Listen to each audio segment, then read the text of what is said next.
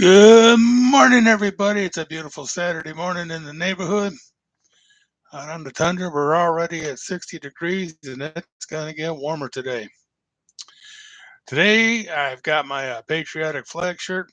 I just want to honor all those that went and fought over Normandy D-Day on earlier June 6th this past week for the 2,500 Americans that gave their lives, and folks from other countries too. They helped turn the tide of World War II in our favor. Debt of gratitude is owed to you. Now, I'm going to talk today a little bit about what's going on today as far as the church is going and other things going on along with it. And that's called persecution. What is persecution?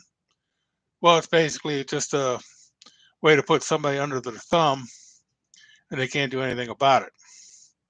And they do it until they either die or give up.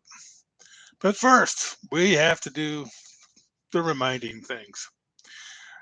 All the videos I do here go on the playlist at God's Grunts called Brother Mark. And if you like what I'm doing, please hit that like button if you can. It tells me that you like what I'm doing and you want to see more of it. Subscribe and share. The gospel is to be shared. And what I'm doing is basically some gospel stuff. And please share it with friends, enemies, church, whatever. And if you want to know when I'm coming on next, you can hit that notify button and you'll be given a notice when I'm coming on. And if you like, you can also leave a comment. I'll do my best to answer all the questions I can. There's an old, kind of an old joke, been around since like about the 50s, and I'm going to kind of update it to the now. And a gentleman was walking into a new town, and he walked up to a preacher and said, "Hey, preacher, where are all the Christians at?" And the preacher said, "Well, they're all gathered together." He said, "That's going around here." And I said, "That's kind of like ghost town. What's going on here?" He said, "Well, it's heavy persecution, arrest and all. So where they get justice around here?" And he pointed to the jailhouse and said, "There's where the Christians get justice. That's right, just us." And it's an old Pete Markham joke when considering how severe the persecution of black folks was in the 50s and 60s until civil rights came along. But that's the title of this, Justice or Just Us. And I'm going to start it off, of course, with a bit of scripture, and you can find it in John's Gospel, chapter 15. We're going to start at verse 18 and work our way down here. "If the world hates you, realize that it hated me first. If you belong to the world would love its own. Because you do not belong to the world, and I have chosen you out of the world hates you. Remember the word that I spoke to you. No slave is greater than his master. If they persecuted me, they will also persecute you. If they kept my word, they will also keep yours. And if they do all these things to you on account of my name, because they do not know the one who sent me, if I had not come and spoken to them, they would have no sin. But as it is, they have no excuse for their sin. Whoever hates me hates my Father." You can find that in John chapter 15, verses 18 through 20. Folks, persecution and violence is best described as imposing one's will over another, and by any means necessary. In the 21st century, American Christians are being pelted from all sides by a relentless, godless media, statist politicians, an overeducated clergy, the world that worries too much about, I don't know, fit faith into today's world and not the other way around. So, Christian, here it is. You can either be part of the problem or you could be part of the solution. And it's totally up to you. Are you just going to sit and rot in a pew? Or are you going to do something about to advance the good news of Jesus Christ. Paul wrote to a young minister that he geared, brought up, trained, mentored. And in 2 Timothy chapter 3, he writes, "Indeed, all those who desire to live a godly life will be persecuted." Okay, if you read, see the news today, you can see the atrocities handed down to the Christian church. A lot of pastors are being hauled off, beaten, or killed outright. In America, we have a lot of folks that are getting arrested and tossed into prison for violating what is called the FACE Act. What is the FACE Act? The FACE Act means freedom, access to clinics, entrances. In other words, if you have a clinic that's an abortion clinic or a pro-life clinic, okay, nobody is supposed to block any entrance for anybody going in. You can protest out there, and you can sing hymns, and you can pray. That is allowed, by the way, because that's a First Amendment right. What is not allowed is you can't intimidate anybody going in. The best you could do is shout, and you just can't block anybody from going in. No threats or anything like that. Well, that's just human decency. And if you're a Christian, you're not threatening anybody. However, this particular government has taken it, the violation of the FACE Act, which, by the way, I just checked that violating the FACE Act is, at best, a $10,000 fine and a maximum of 6 months in prison. For some reason, these sentences for people praying, singing hymns in front of these abortion clinics is getting into years. And what do I mean by years? Just recently, a 74-year-old Holocaust survivor was sentenced to 2 years in prison, knowing that she has medical issues. There's a good possibility she's not coming out alive. And when this was brought to the attention of the judge, all the judge was going to say is, well, you're going to have to learn how to survive so you don't become a martyr in prison. Well, lo and behold, such grace, such empathy, not even a chance to go to a medical wing, but, you're going to go straight to a cell. Good chance you're not coming out alive. A guy by the name of Mark Hawk, he was in the news recently. He's been arrested twice, state charges and federal charges for the crime was he pushed somebody. Well, what it was him and his 12-year-old son were protesting away from the entrance of an abortion clinic, praying, reading the Bible, and some clown come up and accosted his kid. Well, a good father, is going to lay apostolic hands upon that perpetrator. The cops came and they arrested Mark Hawk. Why? Because he was defending his kid. And of course, he was in front of an abortion clinic praying. Both times it was thrown out of state court and federal court. Yet again, the satanic servants of Satan sent the FBI SWAT team to his house to arrest him in front of his family in full SWAT gear, guns drawn, looking like they were going to El Chapo's house. And all they had to do is just call him up, say, hey, you need to come down and talk to. It was just harassment, pure persecution. Paul Vaughn's another one, father of 11. Hauled off court again and again and again. Pure harassment, persecution. Now, let me ask you this. Attorney General Merrick Garland of the United States was asked this at a fairly recent inquiry from the House of Representatives, and I forgot which one it was. I'm pretty sure it was one of the ballsy women that asked this question. Mr. Attorney General, how many people have been arrested for vandalizing, burning down, or otherwise harassing people in pro life clinics, pregnancy centers, and churches? The answer was startling. A total of two people. Friends, brothers, and sisters, we're in it deep. And it's not going to get any better. And in fact, I called the FACE Act something a little bit different. It's called the Feckless and Cowardly Excrement Act because it's just totally full of crap and unconstitutional. By the way, one of the things you can do is you can actually sing hymns and protest in front of an abortion clinic. You just can't block it.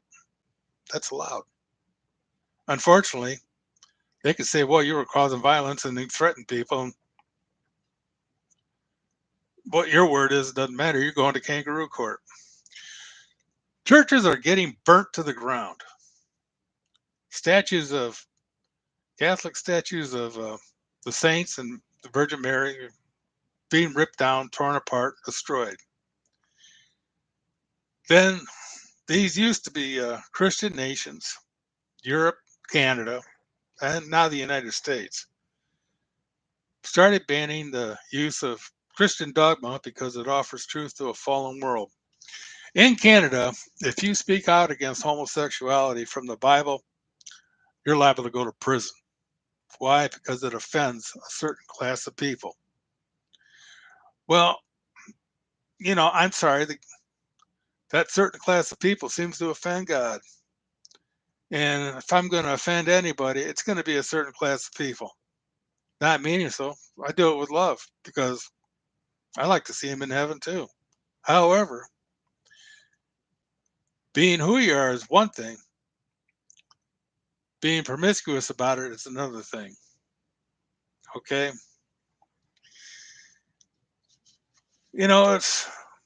It's like this.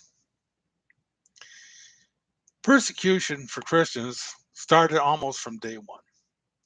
In the book of Acts, chapter 8, on that day there broke out a severe persecution of the church in Jerusalem, and all were scattered throughout the countryside of Judea and Samaria, except the apostles. Devout men buried Stephen and made a loud lament over him. Saul, meanwhile, was trying to destroy the church. Entering house after house, dragging out men and women, he handed them over for imprisonment. That's Acts chapter 8, verse 1 through 3. Who was Saul? Well, Saul met Jesus on the way to Damascus. Yes, that St. Paul, the one who became the apostle to the Gentiles. Before that, he was a rigorous persecutor of Christians, going everywhere he could, gathering them up, bringing them in for imprisonment, torture, whatever. He's also the one that led the stoning of St. Stephen, the first Christian martyr.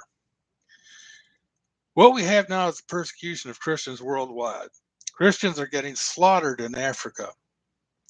Yet, more are coming to Christ in spite of the malicious persecution. In some countries, in Europe and Canada, preaching against homosexuality is outlawed and can mean imprisonment. In America, Christians are getting arrested in their homes with FBI SWAT teams with their subpoenas with authorized use of deadly force. Lately, elderly grandmothers are getting a 2-year prison sentence for praying in front of an abortion clinic. These are not outliers. These these are getting to be routine. Folks, it's time to splash the water in our faces because it's coming here sooner than you think. This current crop of Luciferian losers running the country will soon be outlawing the gospel as hate speech, and it's coming quick because it offends those who are flaunting their sins openly. The question to us is this: do we give up the right to preach the gospel in exchange for a watered down focus group platitudes with Bible verses? Or do we stand up and preach the gospel And if it means going to jail because we upset some people, then guess what? That's what it's going to mean. Sometimes you just got to go against the perverts of society with the hammer of truth. Then we could preach them the gospel in jail too. Yes, Jesus was and is an outlaw who's with him. I just remember that back in the old days when they were prosecuting the Watergate things, one of the defendants was Chuck Colson that did get sentenced to prison. What did he do? Well, he found Jesus. Then he started a prison ministry. Now I believe it's the world's largest prison ministry in the world. So, you know, Jesus can go anywhere. We can take him anywhere, no matter what the circumstances are.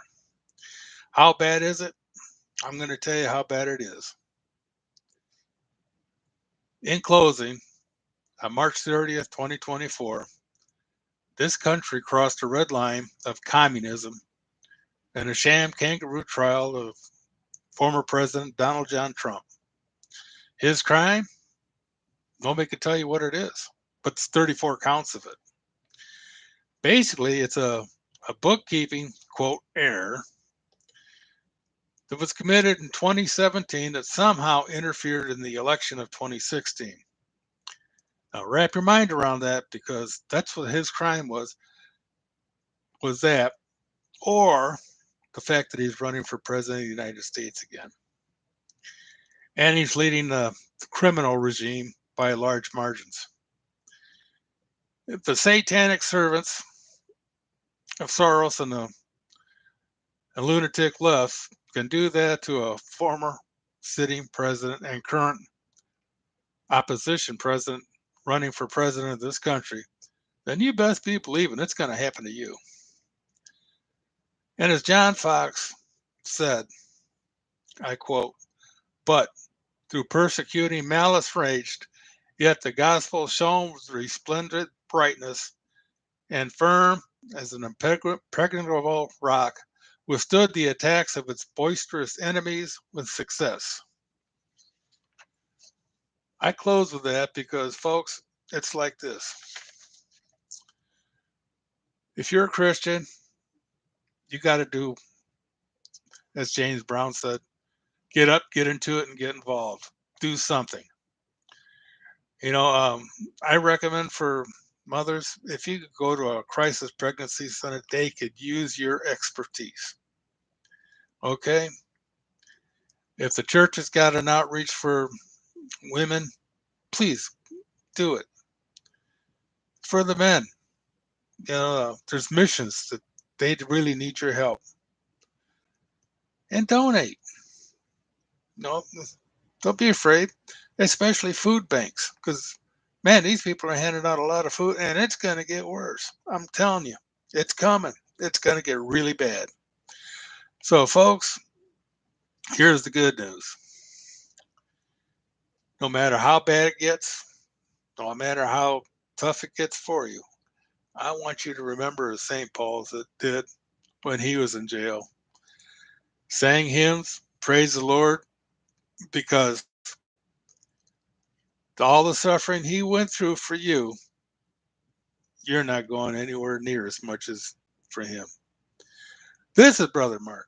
Hey, look, I know this one was a tough one, but like I said, and honor the 25 Americans that gave up their lives for D-Day 80 years ago, and the others and the Canadians and the British too. I'm not going to forget them. Lord, they fought for freedom.